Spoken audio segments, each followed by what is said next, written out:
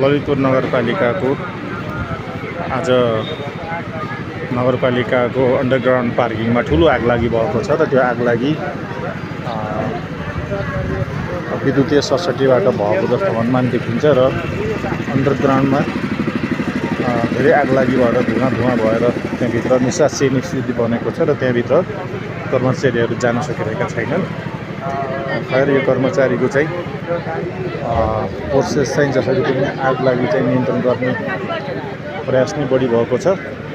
हेर्नुहोस् यहाँ चाहिँ यस्तो धुवाँ भएको छ, पक्कै पनि यहाँ चाहिँ आगलागी नियन्त्रण भएको छैन, पुरै धुवाँ भएको छ।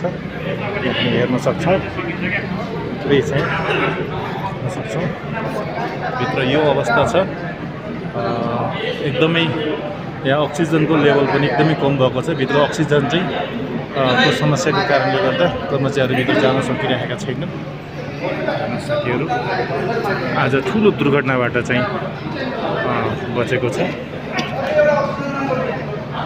अक्सिजन लेभल चाहिँ कम भइरहेको छ। के भएको भन्ने कुरा पत्ता लागिरहेको छैन।